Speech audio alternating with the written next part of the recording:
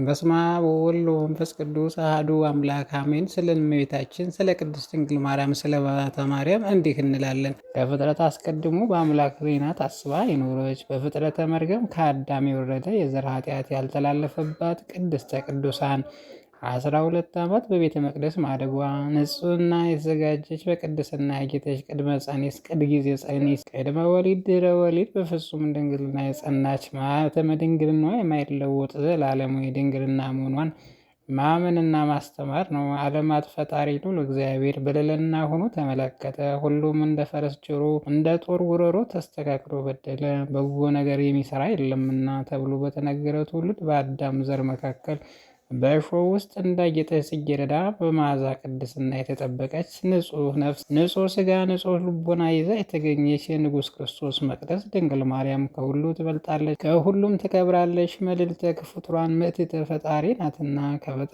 ከፈጠራት ጀምሮ ሥጋዊ ሐሳብ በሊናው ያልተመላለሰ ከሐልዮ ከነቢብ ከገቢር የነጻች እናትነትን ከድንግልና አስተባብራ የተገኘች የድንግል መመኪያ ናት። ልጄ ሆይ ስሚ፣ ምክሬንም አድምጪ። ንጉሥ ክርስቶስ ማደሪያ ትሆኚ ዘንድ ደምግባትሽን ቅድስናሽን ወዷልና ዘመድሽም እርሺ ተብሎ በነቢዩ እንደተነገረ ለእናትነት አባቷ የብፅዕት ልጅ የሆነች ድንግል ማርያም ሆዷ ዘመድ ሳይወድ አፏ እህል ሳይለምድ ከእናቷ አቅፍ ተወስዳ ሥላሴ እንዳባት እንደ እናት መላእክት እንደ እህት እንደ ወንድም አድርጋ በቤተ መቅደስ ያደገች እህተ መላእክት ናት። ልጆቿ ለቤተ እግዚአብሔር መስጠት በቤተ መቅደስ እግዚአብሔርን እያገለግሉ እንዲያድጉ ማድረግ የልጅ በረከት ለማግኘት የሚናፍቁና እግዚአብሔር ደጅ የሚጠኑ አማንያን እምነት ልምና ልማድ ነው። እነ ሳሙኤል የመሳሰሉ ነቢያት ሁሉ በቤተ መቅደስ ያደጉ ናቸው። እመቤታችን ድንግል ማርያም ከ3 ዕድሜዋ ጀምሮ በግብረ አምላካዊ ከሰማይ የተገኘ ህብስት እየተመገበች ከሰማይ የተገኘ መጠጥን እየጠጣች ሐርና ወርቅ እያስማማች እየፈተለች በመላእክት ሞግዚትነት በቤተ መቅደስ ያደገች በንጹሕና በቅድስ የተሸለመች የሰማይና የምድር ፈጣሪ ማደሪያ ታቦት ናት። ንጽሕተ ንጹሐን ድንግል ማርያም እንደ ዓለም ሴቶች ልጆች በሳቅና ስላቅ በቧልትና ጨዋታ ያደገች አይደለም። በቤተ መቅደስ የገባችበትና መልአኩ ሩፋኤል በአንድ ክንፉ ውስጥና ጽዋ ቀርቦ አንድ ክንፉን ጋርዶ በመመገብ ቤተ መቅደስ ቆይቷን በእግዚአብሔር ፈቃድ መሆኗ የተረጋገጠበትና በየዓመቱ በቤተ ክርስቲያን በታላቅ መንፈሳዊ ሥርዓት ይከበራል። በኤሊ ልጆች ኃጢአትና በደል በምርኮ ቆይታ በኋላ በታምራት የተመለሰች ታቦተ ጽዮን ወደ ቤተ መቅደስ እንደተመለሰች ሁሉ አማናዊት ታቦት ቅድስት እመቤታችን በእናቷ በአባቷ ቤት 3 ዓመት ከኖረች በኋላ በቤተ መቅደስ ገብታለች። በዓታ ለማርያም ማለት የማርያም ቤት መቅደስ መግባት ማለት ነው። እናቷ ቅድስታና ልጅ የሌላት ስለሆነች በቤተ እግዚአብሔር ውስጥ ከሴቶች ተለይታ ርቃ ትኖር ነበር። ሽማግሌ ሆና ከኢያቄም ከባሏ ጋርም እጅግ የምታዘን ሆነች። እግዚአብሔር ሐዘኗን ሰማ። ቅድስታናም እንዲህ ብላ ለእግዚአብሔር ተሳለች። የሰጠኝ ፍሬ ለእግዚአብሔር አገልጋይ አደርገዋለሁ። ቅድስት ድንግል እመቤታችን ማርያምን በወለደቻት ጊዜ 3 ዓመት በቤቷ ውስጥ አሳደገቻት። ከዚያ በኋላ ከደናግል ጋር ትኖር ዘንድ ወደ ቤተ መቅደስ ወሰደቻት። በቤተ መቅደስም ምግቧን ከመላእክት እጅ እየተቀበለች 12 ዓመት ኖረች። ክብር ይግባውና ጌታ ኢየሱስ ክርስቶስም ወደ ዓለም መጥቶ ከእርሷ ጋር ከሥጋ እስከነሳ ድረስ ከሴቶች ሁሉ የተመረጠች ናት። በቤተ መቅደስ በመኖር 12 ዓመት ሲፈጸምላት እርሷ ለእግዚአብሔር የተሰጠች የስዕለት ልጅ ናትና ለሚጠብቃት ሲሰጧት ዘንድ ካህናት እርስ በርሳቸው ተማከሩ። በሴቶች ላይ የሚደርስ በእርሷ ላይ ይደርስባታል ብለው ስለፈሩ በቤተ መቅደስ ውስጥም ይተዋት ዘንድ ስለ እርሱ ትክክል መስሎ አልታያቸውም። ስለዚህም ሊጠብቃት ለሚገባው በእርሷ ላይ እጮኛ ሊያኖሩ ወደዱ። ከዚያም አስቀድሞ ሊቀ ካህናት ዘካርያስ እመቤታችን ቅድስት ድንግል ማርያም ልጄ ማርያም ሆይ አንቺ እንዳደግሽና ለአካለ መጠን እንደደረሽ ወቂ፣ ልትታጭ ትወጃለሽ። እግዚአብሔር የሚፈራ መልካም የሆነ የተባረከ ጎልማሳ እንፈልግልሽ ወይስ በሕይወትሽ ከማን ጋር በቤተ መቅደስ ትቀመጪ? እግዚአብሔር ልታገለግሉ የምትሺ ከሆነ በሴቶች ላይ በሚደርስብሽ ወራት ወደ ቤተ መቅደስ ደጅ ከመግባት ጠበቂ ዘንድ በኦሪት የተጻፈውን የእርግማን ሥርዓት ባንቺ ላይ እንሰራለን አላት። ቅድስት ድንግል ማርያም እመቤታችን ማርያም እነሆ እኔ እግዚአብሔር አገልጋዩ በፊታችሁ ነኝ። አባትና እናት የሉኝም። ስሙ ብሩክ ምስጉን ከሆነ ከእግዚአብሔር በታች በእናትና በአባት ፈንታ እናንተ ናችሁና እግዚአብሔር ትእዛዝ እንደምታውቁ አድርጉ ብላ መለሰች። ካህናቱም ማህበሩም ሁሉ ዘካርያስም ወደ ቤተ መቅደስ ገብተህ ስለዚህ ብላቴና ማርያም ወደ እግዚአብሔር ጸልይ አለው። ዘካርያስም ገብቶ ሲጸልይ በዚያን ጊዜ እግዚአብሔር መልአክ ተገለጠለትና እንዲህ አለው፣ ዘካርያስ ሆይ ወጥተህ ከዳዊት ወገን ሚስቶቻቸው ሞቱባቸው ሁሉ ወንዶች ሰብስበህ የአንዱን በትር ከስሙ ጋር ወስደህ ወደ ቤተ መቅደስ በምሽት አግብተህ ወደ እግዚአብሔር ጸልይበት። በነጋኝ ጊዜ በትሮቻቸው አወጣ። እግዚአብሔር በትሯ ምልክት ለገለጠልህ ለዚያ ሰው ማርያምን ተቀብሎ ሊጠብቃት ይገባዋል። ካህኑ ዘካርያስም ወጥቶ አንድነት ለተሰበሰቡት ሕዝብ የእግዚአብሔር መልአክ የነገረውን ነገራቸው። በዚያን ጊዜ ዳዊት ወገን ጎልማሳ ቢሆን ሽማግሌ ሚስቱ የሞተችበት ሁሉ በኢየሩሳሌም ወደ አለ ቤተ መቅደስ ሄድ እያሉ የአዋጅ ዙረው የሚናገሩ በእስራኤል ሀገር ሁሉ ተላከ። ከዳዊት ወገን የሆነ ጠራቢ ዮሴፍን በሰማ ጊዜ በትሩ ላይ ይዞ ከናዝሬት ወደ ኢየሩሳሌም ሄደ። ካህኑ ዘካርያስም የሁሉንም በትሮች ተቀብሎ ስማቸውን በላያቸው ጻፈ። ቁጥራቸው 1985 ሆነ። ዘካርያስም በትሮቻቸውን ወደ ቤተ መቅደስ አስገብቶ ወደ እግዚአብሔር ጸለየ። እንዲሁም ሰዎች ሁሉ ከቤተ መቅደስ ውጭ ቆመው ይጸልዩ ነበር። ዘካርያስም ጸሎቱን በፈጸመ ጊዜ ለእያንዳንዱ በትራቸውን አውጥቶ ሰጠ። ጠራቢ ዮሴፍም በትሩ ሊቀበል በቀረበ ጊዜ ከእርሷ ነጭ ርግብ መሰለች ተገለጠች። እየበራች ሜዳ በጠራቢ ዮሴፍ ራስ ላይ ተቀመጠች። ካህናቱም ሕዝቡ ሁሉ አይተው እጅግ አደነቁ፣ ምስጉን የሆነ እግዚአብሔርን አመሰገኑ። ዘካርያስ ዮሴፍን ዮሴፍ ሆይ እግዚአብሔር የታዘዘ መልአክ እንደተናገረ ድንግል ማርያም ወደ ቤት ወስደ ጠብቃት አለው። ዮሴፍም ቅድስት ድንግል ማርያምን ከካህናት እጅ ተቀበላት፣ በእርሱም ዘንድ ኖረች። ከዚያ በኋላ የመላእክት አለቃ ገብርኤል ስለ እግዚአብሔር ልጅ ከእርሷ ስለሆነው ስለመወደዱ በዮሴፍ ቤት አበሰራት። ለእግዚአብሔር ምስጋና ይሁን፣ እኛንም በአማላጅነቷ ይመረን፣ በረከቷ ከኛ ጋር ትኑር ለዘላለሙ አሜን። በስመ አብ ወወልድ ወመንፈስ ቅዱስ አሐዱ አምላክ አሜን። አንድ አምላክ በሚሆን በአብ ወልድ ወመንፈስ ቅዱስ ስም አምነን ኅዳር 3 በዚች ቀን ከቆጵሮስ ሀገር ቅዱስ አባት ኪራቆስ አረፈ።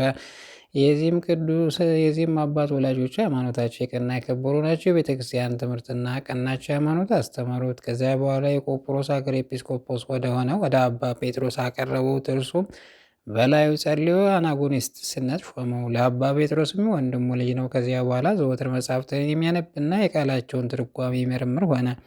የቤተ ክርስቲያን ስርዓቷንና ሕጓን የሚያጸና ሆነ። በትምህርቱም በእውቀቱም ከብዙ ከፍ ከፍ አለ። ኤጲስቆጶስም መጻሕፍት ማንበብ እንዳያቋርጥ ያዘው ነበር። እሱም ለሕዝቡ በቤተ ክርስቲያን ውስጥ ለኤጲስቆጶሱ በሚያነብበት በቤቱ ያነብለት ነበር። መጻሕፍትን በሚያነብለት ጊዜ ኤጲስቆጶሱ በእርሱ ደስ ይለው ነበርና።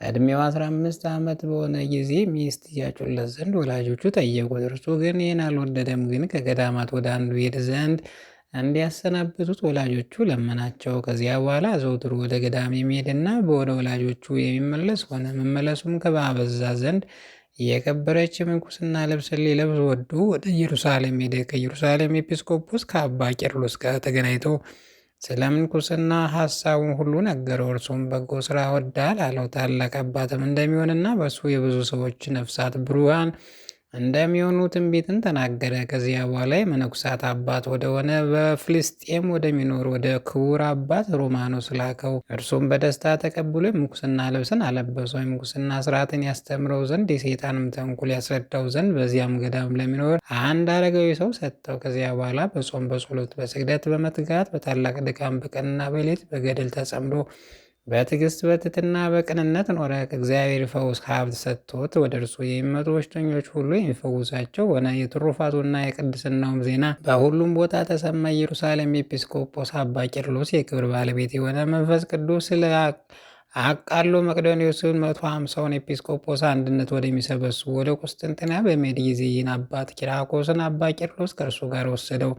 በላያቸው ባደረ መንፈስ ቅዱስም ተከራክረው ከሃዲው መቅዶንዮስን ረቱት፣ ከምዕመናን ለይተው አሳደዱት። ከዚያ በኋላ በመልካም ሽምግልና እግዚአብሔርን አገልግሎ በሰላም አረፈ። ከእረፍቱም በኋላ እግዚአብሔር ድንቆች የሆኑ ብዙ ታምራትን ከስጋው ገለጠ። ከሳቸውም አንዱ ከኢየሩሳሌም ገዳማት በአንዱ ስጋው ይኖራል። ካረፈበት ጊዜ ጀምሮ እስከ ዛሬ ስጋው አልተለወጠም። ወደ ኢየሩሳሌም የሚሄዱ ሁሉ ያዩታል። እርሱም በቅርብ ጊዜ እንዳረፈ ያስባሉ። እርሱ ግን ያረፈው ስለ አኖሪዎስና ለአርቃዲዎስ አባታቸው በሆነ በታላቁ ንጉሥ በቴዎዶሲዎስ ዘመን ነው። እግዚአብሔር ምስጋና ይሁን፣ እኛንም በዚህ ጻድቅ ጸሎት ይማረን፣ በረከቱ ከእኛ ጋር ትኑር ለዘላለሙ አሜን።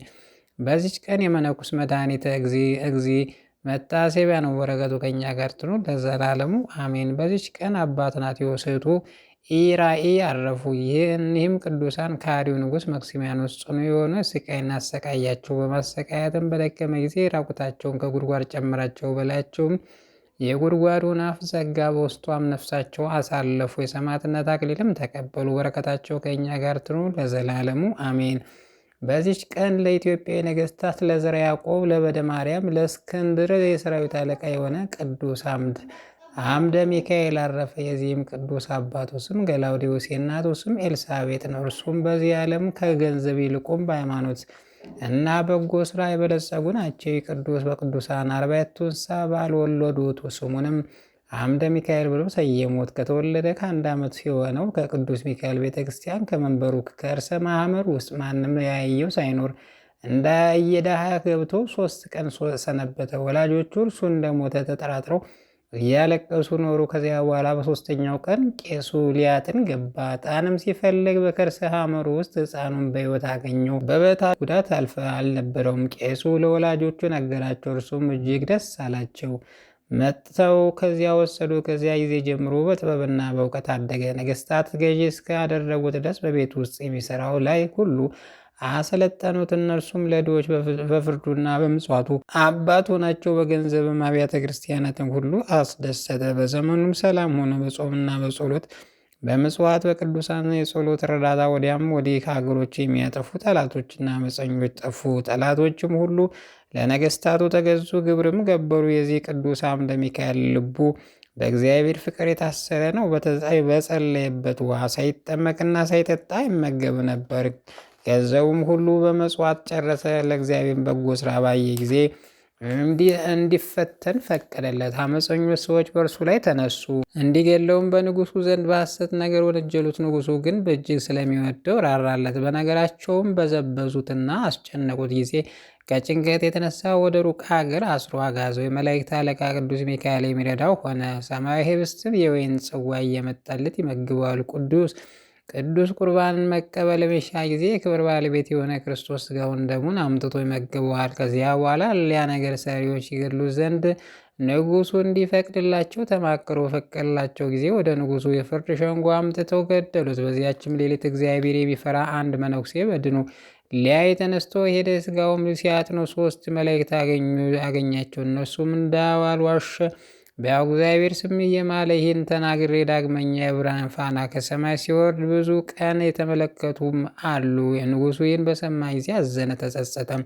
በጎ ስራውንም ሁሉ አሰበ። እነዚያ ሐሰተኞች ረግማቸው፣ በሞትም ቀጣቸው። ቅዱስ አምደ ሚካኤል በአባቶቹ መቃብር አክብረው እንዲቀብሩ ታዘዘ። እርሱም ቅዱስ እንደሆነ በበጎ ስራም አጠራር እንዲጠሩት እንጂ ስሙን በክፉ እንዳይጠሩት አዋጅ አሳወጀ። መታሰቢያውን አቆመለት። ለልጆቹም አከበራቸው፣ ልጆቹንም አከበራቸው፣ እጅግም ወደዳቸው። ከዚያ በኋላ ልብነ ድንግል በነገሰ ጊዜ ከእርሱ ጋር ያለው የአባቱ የበደ ማርያም ቃል ኪዳን ሰምቶ ከዚያ አፍልሰው ወደ አትሮንስ ማርያም እንዲወስዱትና በዚያ በነገስታት መቃብር እንዲቀብሩት አዘዘ።